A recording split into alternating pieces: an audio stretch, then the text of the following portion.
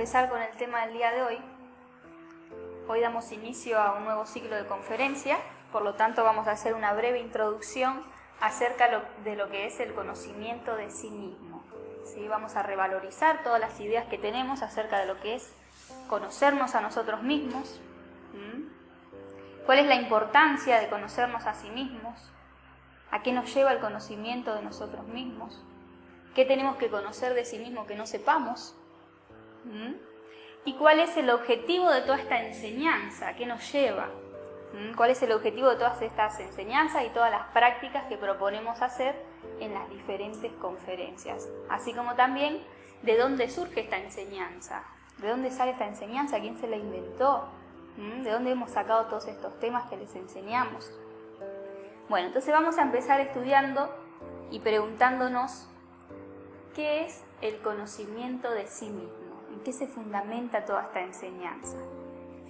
Conocimiento de sí mismo viene siendo una enseñanza práctica y revolucionaria, ¿sí? Una enseñanza que podemos aplicar en el campo de los hechos, en nuestra vida práctica, y que tiene como objetivo que el ser humano pueda conocer su íntima realidad, o sea, la realidad que nos caracteriza como seres humanos, más allá de lo que representamos en el exterior, en el campo superficial. Así como también busca que nosotros comprendamos cuál es el papel que cumplimos como seres humanos en la creación, en la vida. Y que veamos la posibilidad que tenemos todos los seres humanos de hacer un trabajo de desarrollo interior, ¿sí? Un trabajo de evolución interior, o sea, en los campos invisibles de nuestro ser. Y de esa manera entonces poder pulir esa piedra en bruto que somos como seres humanos y convertirla en una joya espiritual. Y pasar de lo que es la ignorancia, del estado de ignorancia en el que nos encontramos, al desarrollo de la sabiduría. Pasar del estado de egoísmo, centrados en sí mismos, en lo que es el desarrollo del amor. Y así a través de un trabajo interior, poder desarrollar lo que son las virtudes del alma, como un jardín florido en nuestro interior. Porque cada una de esas flores son unas virtudes que florecen en nuestro interior a medida que nosotros nos vamos conociendo y que vamos haciendo ese trabajo, un trabajo íntimo y silencioso, invisible. ¿Y cuáles son las virtudes del alma? Armonía,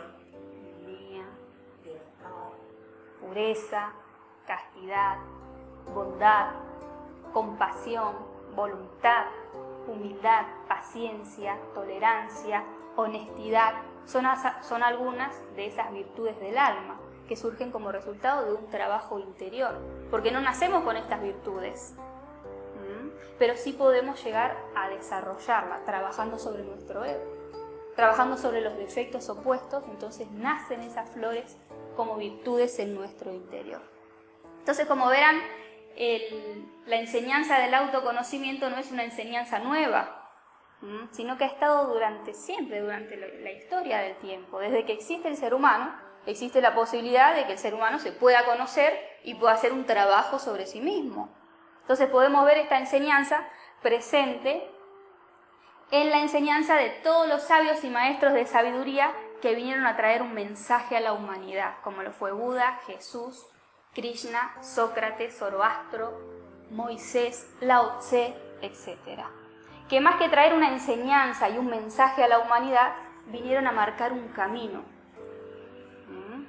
Un camino de retorno a la unidad.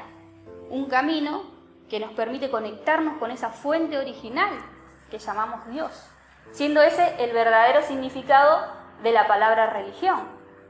¿Sí? La palabra religión significa religar, volver a unir, conectar al hombre con lo divino, con lo espiritual. Y eso es el camino que recorrido nos lleva a ese fin, la enseñanza de todos los maestros y también la enseñanza de lo que es el autoconocimiento. Una realidad de la cual nos encontramos muy distanciados los seres humanos hoy en día. ¿Sí? Entonces, para conectarnos con esa realidad, fusionarnos, caminar ese camino de retorno, necesariamente tenemos que conocernos a nosotros mismos, porque si no conocemos qué es lo que nos separa, ¿sí? ¿Qué es lo que nos distancia de esa realidad? ¿Cómo podemos acercarnos a ella? Si no conocemos el grado de ignorancia en el que nosotros nos fundamentamos para vivir, no podemos acercarnos a lo que es la sabiduría. Si no conocemos también cuál es nuestro grado de egoísmo, no podemos alcanzar el conocimiento de lo que es el amor. Si no conocemos cuáles son nuestras ataduras internas, las ataduras que nos mantienen atados a lo terrenal, a lo superficial, en esta vida física, no podemos acercarnos al conocimiento de lo que es lo espiritual. Entonces necesariamente tenemos que conocernos a sí mismos para poder experimentar esa realidad, para poder recorrer ese camino que propusieron todas estas personas, que es el mismo camino del autoconocimiento, porque decimos que el autoconocimiento es un camino, no es una enseñanza teórica que vamos a creer, que vamos a aceptar, a la que nos vamos a convertir, sino que es un camino que recorrido nos conduce a nosotros al despertar. ¿Y de qué tenemos que despertar?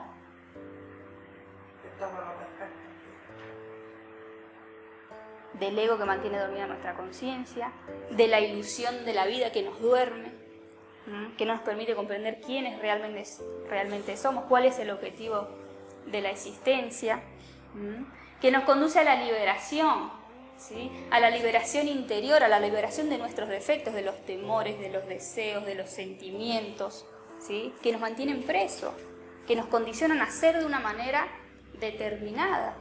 Un camino que recorrido nos conduce al desarrollo de la sabiduría y del amor, y que a medida que lo vamos recorriendo también nos resuelve todas esas inquietudes existenciales que surgen desde el fondo de nuestro ser, porque todos tenemos inquietudes por resolver de la vida. ¿Quiénes somos? ¿De dónde venimos? ¿Hacia dónde vamos cuando morimos? ¿Sí? ¿Hacia dónde se dirige nuestra realidad? ¿Cuál es el propósito de la existencia? Todas estas cuestiones se nos van a ir resolviendo a medida que nosotros vayamos caminando ese camino y conociéndonos a nosotros mismos. Entonces, como verán, el autoconocimiento nos va a ir revelando las profundas verdades de la vida universales, así como también de nosotros mismos. Por eso es que los griegos decían: hombre, conócete a ti mismo y conocerás al universo y a los dioses.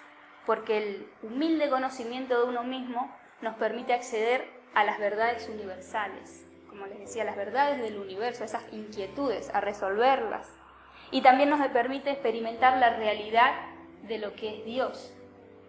Por eso, no sé si ustedes saben, que en el oráculo de Delfos, en Grecia, en el templo donde se juntaban los sabios, los filósofos, había una escritura que decía Nosete ipsum, tallada en las piedras, que quiere decir conocimiento de sí mismo, siendo esa la máxima de lo que es la sabiduría. Entonces, bueno, la enseñanza en general de lo que es el autoconocimiento nos muestra y nos propone y nos invita a ver que la vida tiene un propósito espiritual y que todo se reduce a ese fin, a ese propósito. Todo es un medio para ese fin, porque nosotros no nacimos para crecer, desarrollarnos, estudiar una carrera, tener un novio, comprarnos un coche, una casa, casarnos, tener unos hijos, envejecer y morir. ¿O sí? ¿Qué creen ustedes? ¿Será ese el fin de la existencia? Ir quemando poco a poco esas etapas para luego desaparecer. ¿Y qué? La vida tiene un propósito espiritual. No solamente se reduce a esas cosas superficiales, así como nosotros no solamente somos un cuerpo físico, sino también tenemos alma y espíritu, una realidad interior que nos caracteriza como seres humanos. Una realidad psicológica donde encontramos todos nuestros pensamientos, nuestras emociones, nuestras formas de ser, los comportamientos que llamamos yoes. Esa es la realidad psíquica de nuestra alma. Y también tenemos una realidad espiritual, tenemos una conciencia, que es la que puede observar todo lo demás, la que observa los pensamientos, la que observa los sentimientos. Una conciencia que es esa parte divina que está en nuestro interior, que nos habla a través de la voz del corazón, de la intuición, que nos guía, que nos orienta. Y esa realidad interna, tanto la realidad del alma como la del espíritu, es mucho más real que nuestra realidad física. que nuestro cuerpo físico, que envejece, muere y en un momento se termina, como todo lo exterior también. Esa realidad interior que nos caracteriza es lo que continúa más allá de la muerte y lo que determina el curso de nuestro destino, las condiciones de nuestra existencia, según lo que seamos internamente. Por eso decimos que la evolución del ser humano no depende de lo que logremos en el exterior, sino que depende del desarrollo del trabajo que nosotros hagamos en las áreas invisibles de nuestro ser, o sea, en que el trabajo que hagamos sobre nuestra alma, sobre nuestro espíritu, un trabajo de liberación, de despertar, de descubrir la verdad, ¿sí? De modificar esos defectos en virtudes, de crear ese jardín hermoso con flores, que son las virtudes del alma, en nuestro interior. Eso es un ser evolucionado, porque lo de afuera se termina. El título, las habilidades, la casa, el coche, todo lo que podamos lograr en el campo exterior de la vida, en algún momento desvanece, hasta nuestro propio cuerpo físico. Pero la realidad interna es la que continúa, y esa es la base entonces de la enseñanza espiritual del autoconocimiento. Ahora, la mayoría de las personas creemos conocernos, ¿sí? Y cuando proponemos entonces que haya que hacer un trabajo de autoconocimiento, pues, ¿qué tenemos que conocer de sí mismos que no sepamos? ¿Qué creen ustedes? ¿Hay algo por conocer que no sepamos? ¿Quiénes somos? Entonces las personas cuando nos describimos a sí mismos, nos describimos a través de cualidades o características superficiales. Mi nombre, mi apellido, el oficio, mis gustos, mis aficiones.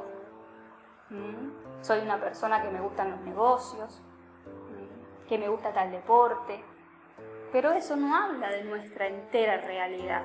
Eso solamente hace parte del campo superficial de lo que somos como seres humanos. Si las personas realmente nos conociéramos a sí mismos, entonces los conflictos, las malas relaciones y el sufrimiento no existirían en nuestra vida. Ahora, ¿qué relación hay entre el conflicto, las malas relaciones y el sufrimiento con el conocimiento de uno mismo? ¿Cuál es la relación? ¿Cómo puede ser que el conocimiento de mí misma me lleve a superar los conflictos, las relaciones, las malas relaciones y los sufrimientos que padezco en la vida? Pues porque a través de ese conocimiento, pues es que en ti mismo reconoces defectos y cosas que no están ayudando en tu vida ni a los demás, y ahí pues es cuando puedes empezar a cambiarlo. Y que generan todo lo de afuera. Exactamente. Entonces, es la falta de conocimiento introspectivo de uno mismo, ¿sí? Es la falta de conocimiento de ese ego que nos caracteriza, lo que genera la realidad que vivimos en el exterior. Los conflictos, las malas relaciones, los sufrimientos, etc. Son nuestros temores, nuestros apegos, el orgullo, la pereza, la ambición, la ira, la envidia, las dependencias, las lujurias, los vicios. Todo lo que hace parte de nuestra realidad interna que desconocemos, lo que genera la realidad que vivimos en el exterior. Entonces, a medida que nosotros nos vamos realmente conociendo a nosotros mismos, vamos viendo esa relación entre lo que somos, que desconocemos, y entre lo que sucede en nuestra vida en el campo externo. Y a medida que nos vamos conociendo y haciendo un trabajo sobre toda nuestra realidad interna que nos caracteriza, entonces van cambiando también las condiciones externas de nuestra vida. Van mejorando las relaciones, vamos superando los sufrimientos, van desapareciendo los conflictos, porque vamos cambiando nuestra realidad interna, de donde surgen todas esas cosas. Porque todo surge desde adentro. Es nuestra realidad interior la que crea nuestra vida, nuestro destino y las condiciones por las que todo el tiempo estamos pasando y viviendo repetitivamente. Entonces, la enseñanza del autoconocimiento es una enseñanza que va dirigida a personas que sienten el anhelo de resolver las inquietudes existenciales, ¿sí? Esas inquietudes, como les decía, que provienen desde el fondo de nuestro ser, quiénes somos, de dónde venimos, cuál es el propósito de la existencia, que sienten el anhelo de acceder a la sabiduría de la vida de uno mismo y despertar, y que también tienen la voluntad para conocer toda esa realidad interior, que muchas veces es una parte oscura que nos caracteriza, pero que si no la conocemos, ¿qué pasa? No la podemos cambiar. Y si no la cambiamos, no podemos cambiar también el entorno de nuestra vida. Y para personas también que tienen la disponibilidad de poner en práctica los medios para alcanzar estos fines. Sabiduría, despertar, virtudes, cambio, etc. O sea que tienen la voluntad para hacer un trabajo que requiere tiempo, disponibilidad, energía, ¿sí? Mucha disposición, mucha voluntad, mucha fuerza, como cualquier otro trabajo que ustedes quieran hacer en cualquier campo de la vida, de desarrollo. Entonces, para estas personas existen lo que son los 4 pilares de la sabiduría, que son 4 áreas prácticas que cuando nosotros trabajamos en ellas nos permiten conocer toda la ciencia de nuestro universo interior y convertir ese ser humano natural, ordinario, terrenal que somos, en un ser espiritual. Y estos 4 pilares vienen siendo la psicología, la ciencia, la sexología y la mística, que como les decía son 4 áreas prácticas que sostienen lo que es el templo de la sabiduría. Son los cimientos del trabajo interior. Entonces ahora vamos a explicar muy brevemente cada uno de estos 4 pilares en los que se fundamenta toda la enseñanza del autoconocimiento. Pilares que nos ofrecen herramientas de trabajo y que puestas en práctica, entonces vamos a empezar a hacer ese trabajo y empezar a ver cambios reales en nuestra vida, tanto en el exterior como en nuestro interior. Entonces el primer pilar que vamos a hablar es la psicología. Esta área de trabajo se fundamenta en lo que es el estudio de la psiquis o mente humana, o sea que nos invita a hacer un profundo trabajo de autoconocimiento, conocer nuestra mente, cómo funciona nuestra psicología y todos los procesos psicológicos que hay detrás de todas nuestras formas de ser, de nuestros deseos, de nuestros temores, de nuestros sentimientos, de nuestras reacciones, comportamientos, etc. Porque detrás de todas nuestras formas de ser, detrás de todo lo que nosotros expresamos, existe un porqué, una razón de ser. Nada existe porque sí. En algún momento instalamos esa forma de ser en nuestro interior, que se instala como un programa que luego se repite siempre de la misma manera.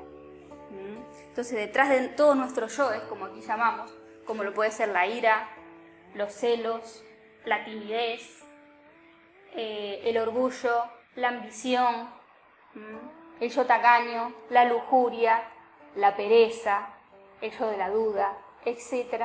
Existe todo un trasfondo psicológico que tenemos que empezar a conocer. ¿Para qué? Para poder desinstalar esos programas que se han puesto de manera involuntaria e inconscientemente en nuestra psicología. Y para eso entonces enseñamos la primera herramienta, que es la autoobservación. La autoobservación es llevar la atención hacia nuestro interior para empezar a descubrir todos los programas psicológicos que nos caracterizan a nosotros, ¿sí? Durante todo el día. Entonces, si yo me autoobservo, voy a descubrir que en un momento me surge la pereza, que ante una persona me surge la ira, que en otra situación me surge la envidia, que en el trabajo me surgen otros yoes, otros comportamientos y así sucesivamente. La autoobservación me permite a mí descubrir los diferentes yoes o programas psicológicos que me caracterizan. Y otra herramienta que va en conjunto con la autoobservación es la muerte en marcha, que es quitarle la atención a esa forma de ser. Entonces, si yo descubro que en este momento, ante esta actividad, me surge la pereza, lo que hago es muerte en marcha o muerte psicológica. Le quito la atención a la pereza, no me entrego a sus sentimientos, a sus pensamientos, porque sé que no soy ese yo, que ese yo es un programa que se instaló y que me lleva a actuar siempre de la misma manera. Entonces logro una separación con el defecto. con ese programa psicológico. Pero ahora, para poder comprender todo el trasfondo que hay detrás de cada uno de nuestros defectos psicológicos, enseñamos otra herramienta que es la meditación reflexiva, donde yo me voy a sentar a reflexionar sobre todo lo que descubro cuando me voy autoobservando. Esta meditación reflexiva consiste entonces en cuestionarnos por qué soy así, por qué surge ese defecto, por qué siento esto, por qué reacciono de esta manera. Y así sucesivamente, cuestionando el defecto de diferentes maneras, voy a poder comprender cuál es el fundamento de esa forma de ser, a través de qué experiencia desarrollé ese defecto, esa conducta, esa reacción. Y la misma comprensión deriva en el cambio, ¿sí? O sea que es un ejercicio que tenemos que aprender a hacerlo y que ya vamos a enseñar en otra conferencia entera. La meditación reflexiva, entonces, es un medio para que nuestra conciencia vea, descubra la verdad, nos impacte con la verdad y esa misma verdad nos hace libre. Desinstala ese programa, esa forma de ser de mi psicología. Entonces tenemos que saber que todos tenemos una conciencia de la cual poseemos un 3% libre. ¿Sí? Ese 3% es lo que nos permite a nosotros autoobservarnos, medir el efecto de nuestras acciones, morir en marcha, descubrir y comprender los defectos que nos caracterizan y eliminarlos, o sea que es la parte encargada de hacer todo el trabajo interior. Y el 97% de nuestra conciencia se encuentra atrapada en todas nuestras creaciones psicológicas, o sea, en todos los yoes. Por eso somos una marioneta de yoes, que todo el tiempo estamos actuando, si no es a través de un yo, a través del otro. ¿Sí? Y se va un yo y viene otro, una forma de ser, otra reacción, otro comportamiento, se va la pereza y viene la ira, se va la ira y viene la envidia, se va la envidia y viene la codicia, y así sucesivamente, porque la conciencia se encuentra atrapada en el ego. Solamente tenemos un 3% de conciencia libre. Y el trabajo psicológico consiste en ir liberando ese 97% de conciencia para ir aumentando ese 3% de conciencia que se encuentra libre. Cada yo que nosotros comprendemos en la meditación es una chispa de conciencia que se libera, con la virtud opuesta. O sea que si yo trabajo la pereza, comprendo la pereza, por qué se desarrolló, cómo funciona, en qué se fundamenta, etc., desarrollo la voluntad. Si yo me siento a estudiar el yo del orgullo, desarrollo la humildad. Si yo comprendo por qué desarrollé el orgullo, por qué me molestan tales cosas, por qué reacciono de esta manera, entonces me vuelvo una persona más humilde. Nace la virtud de la humildad en mi interior. Entonces cuando hacen una opinión de mí que me molesta, no me irrito. No busco sobresalir en las relaciones, no busco ser el centro, sé escuchar. Esa es la virtud opuesta al orgullo. Y así con todos los defectos. Este es el trabajo entonces que nos propone hacer el área o el pilar de la psicología.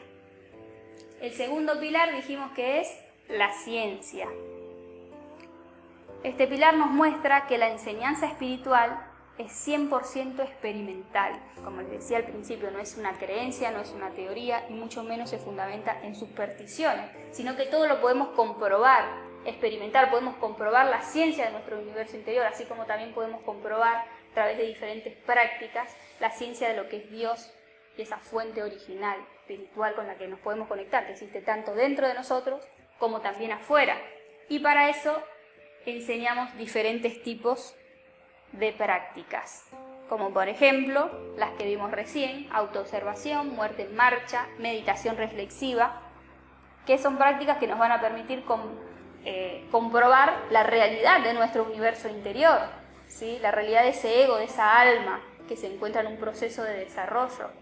Podemos ver cómo esa realidad se puede modificar, ¿sí? Cómo podemos transformar los defectos en virtudes, así como también a través de la meditación podemos comprobar esa parte superior que existe en nuestro interior, que es la conciencia, la encargada de hacer ese trabajo que se manifiesta cuando nos ponemos a meditar, cuando estamos autoobservándonos, que nos guía, que nos instruye, que nos muestra lo que realmente somos, etc.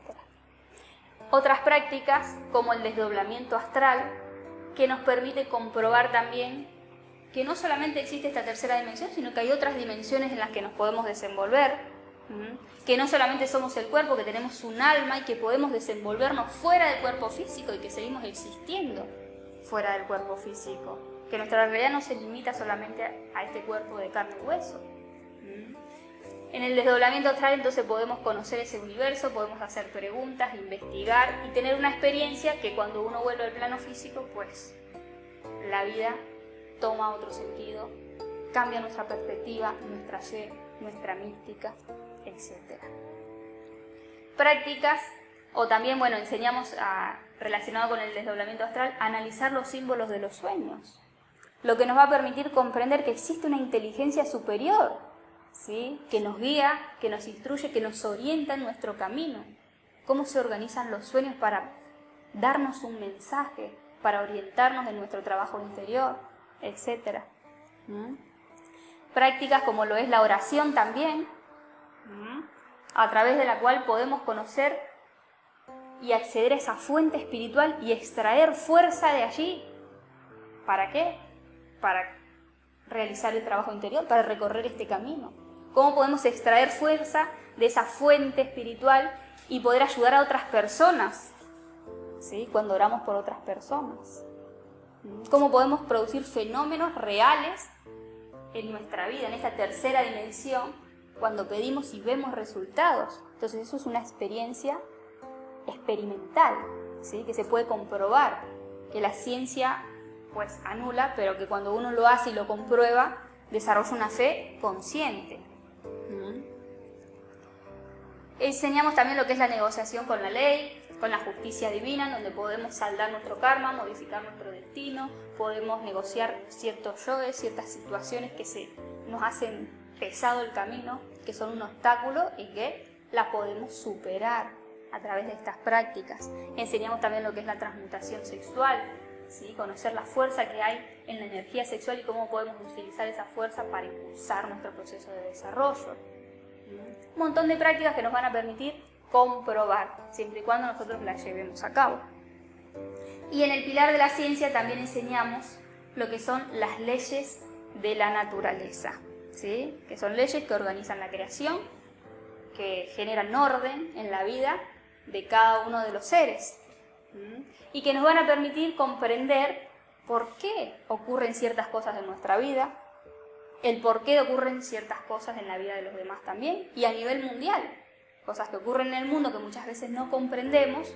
Cuando estudiamos estas leyes nos damos cuenta, ¿por qué sucede esto o aquello? Como por ejemplo la ley del karma o causa y efecto, la ley de retorno y recurrencia, la ley del péndulo, la ley de afinidad, la ley de nivelación, la ley de octavas, la ley de evolución e involución, la ley de la providencia, etc. Que son leyes que ya vamos a ir estudiando cada una en una conferencia diferente, para ver cómo funcionan, cómo nos rigen, cómo nos afectan, y que el estudio de todas estas leyes nos van a permitir acoplarnos de una manera sabia, ¿sí?, al orden natural, poder cambiar nuestro destino y empezar a fabricarlo conscientemente. Entonces todo esto lo estudiamos en el área de lo que es el pilar de la ciencia. El tercer pilar es la sexología. En este pilar nos muestra que la sexualidad tiene una gran afectación en los procesos de desarrollo de nuestro ser. Como ya sabemos, la sexualidad es como una escalera que nos permite ascender o descender. Dependiendo del uso que nosotros le demos al sexo, podemos regenerarnos o también podemos degenerarnos. Entonces, enseñamos aquí que el sexo es el fundamento, ¿sí? En el sexo se encuentra el secreto, el sexo es la piedra filosofal, esa piedra angular que nos permite o que tiene la capacidad de convertir el plomo en oro, o sea, nuestra naturaleza bruta y ordinaria, sexual, dominante, en algo extraordinario como es el material del oro. Pero para eso tenemos que hacer un trabajo de purificación. Un profundo trabajo, ¿por qué? Porque no tenemos dominio sobre nuestra naturaleza sexual. Nuestra naturaleza sexual nos domina, y más aún cuando se encuentra estimulada por los diversos tipos de yoes lujuriosos, o sea, por todas las ideas, los conceptos que hemos recibido de los medios de comunicación, de la misma sociedad, que condicionan nuestra visión, que condicionan nuestros afectos, nuestra potencia sexual, enfocando el sexo única y exclusivamente a la experiencia de placer sensual. Entonces, esa visión del sexo lo que hace es que nos degenera. Entonces parecería que el sexo no tiene nada que ver con la espiritualidad, si lo vemos desde este punto de vista. Entonces el trabajo sexual se lleva a cabo en dos áreas diferentes. La primera es en un trabajo de purificación psicológica, entonces vamos a tener que trabajar ahí todos nuestros yoes, las ideas, los conceptos que hemos desarrollado a lo largo de la vida, de la sexualidad, que como veíamos en el pilar de la psicología, se instalan como programas que nos dominan, que nos duermen la conciencia y que se repiten siempre de la misma manera. Entonces, a través de un trabajo de purificación psicológica, trabajando sobre los yoes de lujuria, vamos a alcanzar un dominio de nuestra naturaleza sexual. Vamos a poder dominar esa naturaleza sexual para posteriormente poder hacer un trabajo con nuestra pareja en el acto sexual de transmutación de la energía creadora sexual. ¿Sí? Entonces, esa transmutación nos va a permitir impulsar el desarrollo de nuestro ser. Entonces no vamos a utilizar el sexo para el placer de lo que es el orgasmo sexual, sino que vamos a utilizar toda esa energía que es vital, ¿sí? Que es vida, porque ya sabemos que a través de esa energía podemos crear un nuevo ser, un hijo. Si nosotros la canalizamos hacia el interior, vamos a poder impulsar el desarrollo de nuestro ser, con toda la vitalidad que tiene esa energía que hace parte de nuestra naturaleza sexual. Todo este trabajo también, tanto el de purificación psicológica como la transmutación sexual, la vamos a explicar en una conferencia particular para que esto se entienda. Y el último pilar en el que se fundamenta toda enseñanza de autoconocimiento es la mística. La mística viene siendo esa visión profunda y trascendente, ¿sí? Esa visión que va más allá del límite de lo superficial, que nosotros tenemos que desarrollar para poder mantenernos firmes en el propósito del despertar, para poder mantenernos con fuerza y llevar a cabo todo este camino de trabajo, de regeneramiento, de purificación, ¿sí? De desarrollo espiritual, y para entonces poder hacer que las ilusiones de la vida, del mundo terrenal, no nos duerman, no nos apaguen. Para eso necesitamos desarrollar esta visión profunda, trascendental y mística de la vida. Entonces la mística viene siendo la fe, el amor y la voluntad. ¿Sí? La fe que nosotros obtenemos a través del trabajo cotidiano. ¿Sí? Cuando comprobamos, cuando tenemos experiencia, desarrollamos una fe hacia lo interior. O sea, no una fe ciega de creencias, sino una fe consciente, basada en la experiencia y en la comprobación, que nos da esa visión mística. Cuando nosotros nos entregamos cada día a hacer un trabajo, una meditación, una oración, cuando hacemos servicios desinteresados por los demás, entonces vamos desarrollando la fuerza del amor y vamos alineando nuestra voluntad a la voluntad de Dios, para poder hacer ese trabajo de purificación interna. Entonces, tanto la fe como el amor y la voluntad son esenciales para poder llevar a cabo este trabajo. Porque si no tenemos fe en lo que hacemos, no lo podemos hacer. Si no tenemos amor y voluntad, no vamos a poder negarnos a sí mismos en un determinado momento. No vamos a poder decir no a lo que todos dicen sí. No vamos a poder hacer lo que nadie hace para conseguir lo que nadie consigue. Para eso se requiere amor.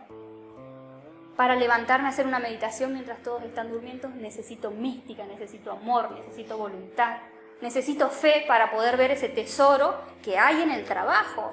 Porque si yo cada día no veo el tesoro que estoy construyendo con el trabajo interior, entonces difícilmente pueda lograr algo y pueda llevarlo a cabo día tras día. Entonces la mística es fe, es amor y es voluntad, que a la vez se van alimentando a medida que yo voy haciendo mis sacrificios, mis negaciones y mi trabajo cotidiano, en todas las áreas, en todos los 4 pilares. Entonces la mística viene siendo ese fuego que en un momento se enciende en nuestro interior, esa llamita que hoy a ustedes los trae acá porque tienen inquietudes de saber que existe algo más, de resolver esas inquietudes existenciales. La mística es ese fuego que arde en nuestro corazón por descubrir la verdad, esa verdad que nos libera, ¿sí? Porque cada verdad que nosotros descubrimos, tanto de la vida como de nosotros mismos, produce una liberación. Y esa liberación viene acompañada de bienestar, de felicidad, de libertad. Entonces, como verán, la mística podemos decir que es el motor o el combustible del trabajo interior, porque si no tenemos mística, difícilmente podemos trabajar en los demás pilares. En el área de la psicología, en el área de la sexualidad, en el área de la ciencia que nos invita a comprobar, etc. Bueno, esta viene siendo la explicación entonces de lo que es la introducción al autoconocimiento. Espero que les haya quedado claro.